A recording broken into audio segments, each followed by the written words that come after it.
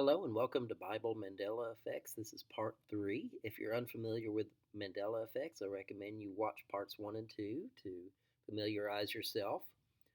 Basically, Mandela Effects are false memories that a large group of people have that they remember an event happening one way, but in reality it happened another way. And with Bible Mandela effects, a large group of people memorize scripture. They think that it reads a certain way, but when they pull the Bible off the shelf and read it again, they find out that it's incorrect. Most Mandela effects are especially prevalent in the King James Bible. And we're going to look at some examples of some of these Mandela effects to see how they work. The first one is Luke 5:37.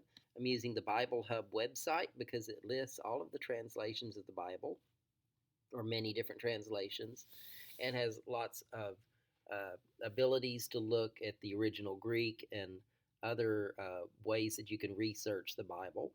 The New International Version reads, "No one pours new wine into old wineskins. Otherwise, the new wine will burst the skins, the wine will run out, and the wineskins will be ruined." I memorized the King James Version of the Bible, and I remember it saying wineskins. Now, as I scroll down, you can see all these translations all say wineskins, the Re and Study Bible, but then here comes the King James, and it says, "No man puts new wine into old bottles, else the new wine will burst the bottles and be spilled, and the bottles shall perish." And if you continue to scroll down, all the translations say wineskin, except one more. When you get down to the Dewey Reams Bible, it says no man puts new wine into old bottles. So the King James and the Dewey Reams Bible say bottles. The Dewey Reams Bible is a French Bible that was developed about the same time as the King James Bible, around 1611. So it was interesting to me that the word bottles is here. Now, when I memorized this Bible verse, I remember it saying wineskins when I read the King James. Um, and this verse is also found in Matthew 9:17. It says wineskins, same thing, but when you scroll down to King James, it says bottles. And also in Mark 2:22. If you scroll down, it says wineskins, all translations, but then it says bottles in the King James. So I thought that was very strange that a Bible Mandela effect, people remember it saying wineskins, but now it says bottles.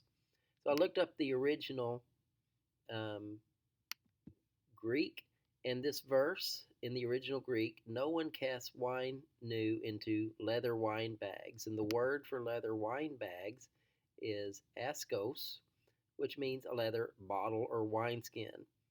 So I looked up the word bottle and the history of the word bottle. A narrow necked hollow vessel for holding and carrying liquids came from the mid 14th century. Now, glass bottles go all the way back to ancient times, but it would have been unusual for during Jesus' time that they would have had any sort of glass bottles in the Middle East. It would have been a leather instrument uh, that would have been used, especially in context, because a leather instrument is going to leak over time in the heat, whereas a glass bottle isn't going to leak. That was the whole point of the verse of that passage. So I think it's very highly unlikely that in 1611, even though they had the word bottle, it was linked with glass, that they would have used glass.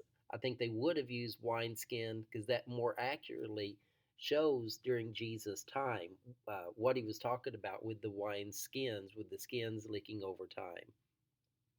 I think the word bottle probably would have been too close to be used as far as glass bottles, um, but um, but I think it originally said wineskins, and with what we're talking about with Mandela effects, that the supernaturally the definition is changed, the word is changed in the Bible, and now when you read it, it says bottles. I don't think it originally said that.